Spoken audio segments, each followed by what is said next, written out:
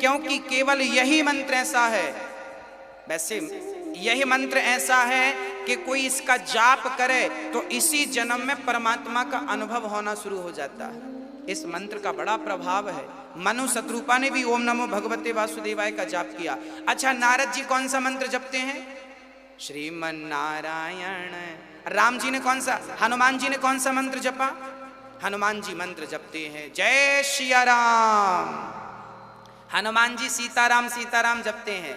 सीताराम, आप भी सीताराम जपिए, राधे श्याम जपिए, श्रीमन नारायण जपिए, ओम नमः शिवाय जपिए। इसके अतिरिक्त आपके मंत्र में यदि भगवान का नाम नहीं है तो वो मंत्र ही गलत है, याद रखिएगा। जिस भजन में राम का नाम ना हो, जिस मंत्र में राम का नाम ना हो, वो मंत्र ही प्रभावहीन है। फिर तो ऐसी बात है कि आप राख पर आहुति डालते रहो, स्वाहा स्वाहा। कहाँ डाल रहे हो? राख में डाल रहे हैं। तो राख में आहुति डालने से कोई फायदा नहीं, ऐसे व्यर्थ के मंत्र जपने का भी कोई फायदा नहीं। अब श्री वशिष्ठ जी ने कहा, दशरथ जी एक काम करो, राम को दे दो। विश्वामित्र जी कह रहे हैं राम हमें दे दो, हमारा यज्ञ पूरा हो जाए। तब विश्वामित्र जी ने कहा, वशिष्ठ जी ने कहा सुनो, राम दे दो। वशिष्ठ जी ने कहा राम दे दो, क्यों दे दे राम? तब वशिष्ठ जी ने बहुविधि समझावा। तब बहुविधि अर्थात वशिष्ठ जी ने कहा कि तुम राम को दोगे तब बहू घर आएगी। वशिष्ठ जी ने कहा कि जब तक कोई संत राम को लेकर नहीं जाएंगे तब तक बहू आने वाली नहीं है, इसलिए बाबा जी को दे दो राम लक्ष्मण, तब बहू आएगी। हाँ, तब दशरथ जी प्रसन्न हो गए। अच्छा, तो राम को फिर हम देते हैं। तब राम को दे दिया। महाराज आप ही राम के पिता हैं, आप ही संभालना। अब राम लक्ष्मण चल पड़े। विश्वामित्र जी राम को लेकर के कि सौंपे भूप ऋषिन सुत बहुविधि दे आशीष, जननी भवन गए प्रभु चले नाय पद शीस। श्याम गौर सुंदर दो भाई, विश्वामित्र महानिधि पाई। आज विश्वामित्र जी मानो महानिधि पाए हो। आज विश्वामित्र राम को पाकर इतने गदगद हो गए मानो संसार का सारा सुख इन्हें मिल गया। और बात भी सही है, राम को पाने के बाद भला क्या शेष रह जाता है। विश्वामित्र जी नाचते हुए चल पड़े। राम लक्ष्मण जा रहे हैं। अब जैसे ही राम लक्ष्मण आगे चले गुरु जी के संग पीछे पीछे, तो राम लक्ष्मण चोटियों पर पहाड़ों पर चढ़ जाते हैं। विश्वामित्र जी बोले आओ, कहाँ चढ़ गए, चोट लग जाएगी, नीचे आओ। तब राम जी ने मन में कहा हमारे पिता से तो कह रहे थे कि ये ब्रह्म है, भगवान है, इनसे क्यों मोह करते हो, और कह रहे हो आपके चोट लग जाएगी। हम ब्रह्म हैं तो चोट कैसे लगेगी। अर्थात आप ना जब प्रेम करते हैं किसी से तो उसकी चिंता करने लगते हैं। आज विश्वामित्र जी राम से प्रेम करने लग गए। हाँ, और राम जी जब चले तो ताड़का आ गई। ताड़का आई, सावधान किया राम जी को, और एक ही बाण प्राण हर लीना, दीन जानिते ही निज पद दीन। आज राम ने एक ही बाण से प्राण हरण कर लिया। किसका? ताड़का का। कृष्ण बनकर आए तो पहले स्त्री को मारा, पूतना को। राम बनकर आए तो भी स्त्री को मारा। ये कौन थी? पूतना और ताड़का। ये अविद्या थी। जब तक अविद्या का नाश नहीं होगा तब तक आप लीला आगे कैसे करेंगे। तो जीवन में आगे बढ़ना हो तो अविद्या को समाप्त करना पड़ेगा। अविद्या मीन्स अज्ञान। आप अपने भीतर के अज्ञान को समाप्त कर दीजिए और एक प्रेम का, भक्ति का नन्हा सा दीपक जला लीजिए। आज राम इतने दयालु कि जब ताड़का को मारा तो गति कौन सी दी?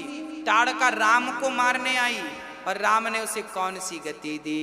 बोले पूतना को अहो वकीयम स्तन काल कूटम जिघांसयापा यदाप्य साध्वी, लेभे गतिम धात्रुचिताम ततोन्यम कंबा दयालुम शरणम ब्रजेम। आज भगवान इतने दयालु हैं, देखो तो सही कि भगवान श्री कृष्ण ने पूतना को वो सदगति दी। आज भगवान ने इन्हें भी सदगति दे दी। एक बाण में मारकर ताड़का को भगवान ने सदगति दे दी है। और आप सदगति जब मिली तो न जाने कौन से गुण पर दयानिधि रीझ जाते हैं, यही सदग्रंथ कहते हैं, यही हरिभक्त गाते हैं। ताड़का को मारा, विश्वामित्र जी ने यज्ञ किया। यज्ञ में मारीच आया तो मारीच को भगवान ने बिन फण का बाण मारा तो समुद्र पार कहां गिरा पता है? राम ने बाण मारा था बिहार से बक्सर, विश्वामित्र जी बक्सर के थे, बक्सर से बाण मारा राम ने मारीच को तो जाकर कहां गिरा? मॉरिशस में गिरा। मॉरिशस नाम का एक देश है, उसे मारीच के नाम से उसका नाम मॉरिशस पड़ा। उस देश में जाकर टापू पे मरीच गिरा और फिर वो डर के मारे वहीं रहने लगा। बाद में फिर रावण जाएगा, उसे मृग बनाएगा, वो आगे की कथा है। और उसके बाद फिर राम ने दूसरा बाण अग्नि बाण चलाया जिससे सुबाहु को भगवान ने मार गिराया और श्री विश्वामित्र जी का यज्ञ संपूर्ण किया। विश्वामित्र जी ने बहुत सारे अस्त्र शस्त्र प्रदान कर दिए। अब एक दिन क्या हुआ, विश्वामित्र जी के पास ना जनक जी का संदेशा आ गया। जनक जी का संदेशा क्या था? धनुष यज्ञ सुनि रघुकुल नाथा, हरष चले मुनिवर के साथा। धनुष यज्ञ में आज विश्वामित्र को निमंत्रण जनक ने दिया। अच्छा, यहां एक प्रश्न खड़ा है, सीता स्वयंवर, सीता स्वयंवर में जनक जी ने सबको बुलाया था, परंतु सीता स्वयंवर में जनक जी ने दशरथ जी को या दशरथ जी के पुत्रों को, राम लक्ष्मण, किसी को अयोध्या में निमंत्रण भेजा ही नहीं। ये प्रश्न कई बार लोग उठाते हैं कि जनक जी ने सीता स्वयंवर में सबको निमंत्रण दिया और निमंत्रण जनक जी ने घर जा जा कर नहीं दिया, नगाड़े बजवाए, ढोल बजवाए, सबको सूचना पहुंचाई। पर जनक जी चाहते तो अयोध्या में भी एक सूचना पहुंचा देते कि भाई मेरी बिटिया का विवाह, आओ धनुष यज्ञ में। पर जनक जी ने अयोध्या में कोई सूचना नहीं दी। क्यों नहीं दी? इसके पीछे का एक कारण था। वो कारण क्या था, वो मैं आपको कारण सुनाता हूं, सुनिएगा। कहते हैं कि जनकपुर में एक आदमी अपनी पत्नी को लेने जा रहा था। शादी हो गई थी, शादी के बाद पत्नी मायके चली गई। अब पति मायके में, रक्षाबंधन के बाद पति अपनी पत्नी को लेने गया और जब लेने गया तो रास्ते में एक दलदल में गौ माता फंसी थी। दलदल में गौ माता फंस गई। गौ माता को देखकर इसने कहा कि ये गौ माता तो मर जाएगी, अभी मैं निकालूंगा तो भी ये मर जाएगी, क्योंकि ये तो मरने की स्थिति में है। तो वो आदमी क्या किया, गाय के ऊपर पांव रख के वो दलदल पार कर गया। उसे लगा कि गाय निकालूंगा तो भी मर जाएगी और निकालूंगा तो फिर मेरा रास्ता बिगड़ जाएगा, अभी तो पांव इसके ऊपर रख के निकल जाऊं। तो गाय के ऊपर पांव रख के वो आदमी निकल गया। तब गौ माता ने उसे श्राप दे दिया, क्यों रे मूर्ख, तूने मेरी मदद तो नहीं की बल्कि मेरे ऊपर पांव रख के निकल गया। जा, मैं तुझे श्राप देती हूं, तू जिसे देखने जा रहा है उसे देखते ही तू अंधा हो जाएगा। अब जा रहा था किसे देखने? पत्नी को लेने, पत्नी को देखने जा रहा था। अब गया तो वहां पे आंख बंद करके बैठ गया। पत्नी बोली क्या हुआ? पत्नी बोली क्या हुआ, आंख क्यों बंद किए हो? बोला गाय ने श्राप दिया है कि मैं तुम्हें देखूंगा तो मैं अंधा हो जाऊंगा। उसकी पत्नी बड़ी पतिव्रता थी, उसने कहा एक काम करो, आप देखो, मैं आपकी आंखें लौटाऊंगी। उसने देखा तो सचमुच गाय का श्राप था, अंधा हो गया। अब पत्नी दौड़ी दौड़ी जनक के दरवाजे पर गई, जनक जी मेरा पति अंधा हो गया है, आपके राज्य का कोई व्यक्ति अंधा हो जाए, आप उसकी रक्षा कीजिए। तब जनक जी ने पंडितों को बुलाया, भाई बताओ ये कैसे ठीक होगा।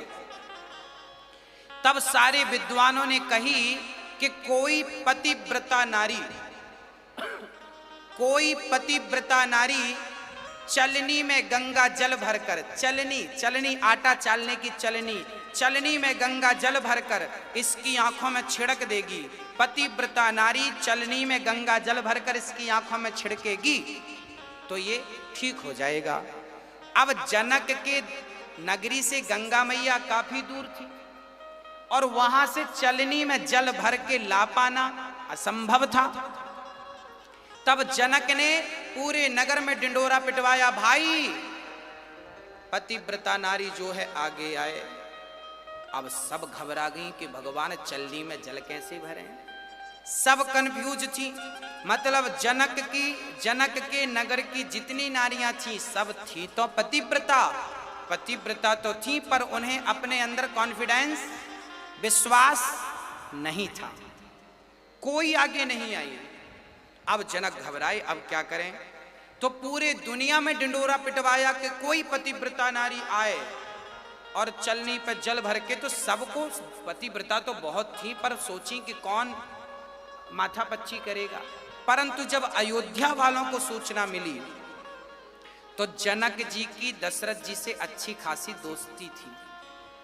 जनक जी जानते थे कि कौशल्या सबसे बड़ी पतिव्रता नारी है, सबसे बड़ी। तो जनक जी ने कहा कि कौशल्या माँ आ जाए तो ये अंधा ठीक हो जाए। तब कौशल्या माँ को पता चला कि जनक के यहाँ ये घटना घट गई है, कोई पतिव्रता नारी जाए और चलनी में जल भर के अंधे के ऊपर डाले तो ठीक होगा। तब कौशल्या माँ से कहा दशरथ जी ने, देवी जरा जनक की मदद करिए आप। तब कौशल्या माँ ने कहा अपने पति से कि प्रभु अयोध्या में, हमारे अयोध्या में तो ये काम झाड़ू लगाने वाली भी कर सकती है। अच्छा हाँ, बोले अयोध्या में झाड़ू लगाने वाली स्त्री भी ये छोटा सा काम कर सकती है। तब कौशल्या नहीं गई, कौशल्या के नगर में जो झाड़ू लगाती थी वो नारी गई। मतलब अयोध्या की झाड़ू लगाने वाली भी इतनी बड़ी पतिव्रता थी कि वो जनक के यहाँ गई। चलनी पे उसने गंगा जल भरा, गंगा जल भर के चली, गंगा जल गिरा नहीं। उस झाड़ू लगाने वाली ने गंगा मैया से कहा, हे गंगा मैया मैं सच्ची पतिव्रता हूँ तो तुम चलनी पर आ जाना, गिरना मत। ये कह के अयोध्या की साधारण सी स्त्री जब चली तो वो चलती चलती गई, जनक के द्वार पर पहुंची और उस अंधे की आंखों में वो गंगा जल छिड़क दिया, अंधा ठीक हो गया। जय जयकार होने लगी, जय जयकार होने लगी। उसके बाद क्या हुआ, उसके बाद जब सीता स्वयंवर की बारी आई कि जो धनुष पर डोरी चढ़ाएगा वो सीता का पति बनेगा। अब जनक को लगा मैंने कहीं निमंत्रण भेज दिया और कहीं दशरथ जी फिर किसी और को झाड़ू लगाने वाले को भेज दिए तो मेरी बेटी तो उसके संग ब्याह जाएगी। इसलिए डर के मारे जनक जी ने निमंत्रण नहीं दिया कि भैया, जनक जी बोले कि दशरथ जी अयोध्या में निमंत्रण मत दिलाओ क्योंकि वहां का तो साधारण बच्चा भी धनुष तोड़ सकता है। इसलिए डर से जनक जी ने नहीं ऐसा विद्वान लोग कहते हैं। इस कथा में कितनी सच्चाई है तो संत जन जाने, हमने तो संतों से सुनी, आपको प्रसाद स्वरूप सुना दी। कहाँ लिखी है ये मुझे अनुभव नहीं है, हमने तो संतों से सुनी है, आप तक पहुंचा दी हमने ये बात। अब आगे चलते हैं।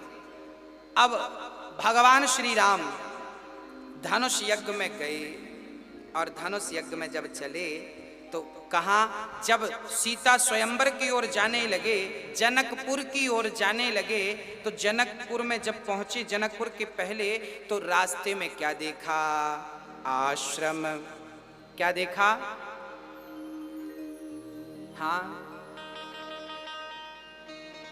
आश्रम एक देख मग माही, खग मृग जीव जंतु ताहि नाही।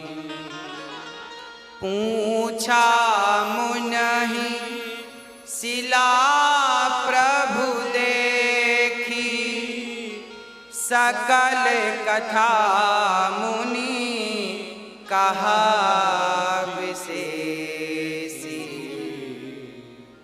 आश्रम एक।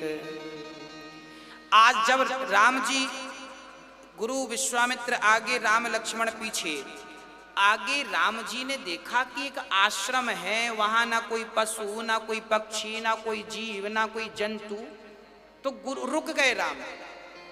राम रुक गए। विश्वामित्र जी बोले राम कैसे रुक गए? तब राम ने कहा गुरुदेव ये आश्रम कैसा है, वीरान पड़ा है, खंडहर पड़ा है, किसका आश्रम है? विश्वामित्र ने कहा राम यहाँ कोई रुकता नहीं है, यहाँ कोई रहता नहीं है, यहाँ किसी कोई देखता नहीं, आपने क्यों देखा? राम ने कहा गुरुदेव जिसे कोई नहीं देखता उसी को तो हम देखा करते हैं। और राम जी रुक गए और वहाँ आश्रम पर दृष्टि डाली और जब आश्रम को देखा तब गुरुदेव ने पूरी कथा सुनाई। ये गौतम जी का आश्रम है। गौतम नाम के ऋषि यहाँ रहा करते थे, इनकी पत्नी अहिल्या यहाँ रहा करती थी। एक बार अहिल्या किसकी बेटी है? अहिल्या ब्रह्मा की बेटी है। अहिल्या इतनी सुंदर थी अहिल्या माता कि इन जैसा सुंदर सृष्टि में कोई नहीं था, इतनी सुंदर थी। जब अहिल्या को देखा देवराज इंद्र ने तो उन्हें लगा कि ब्रह्मा ये हमें दे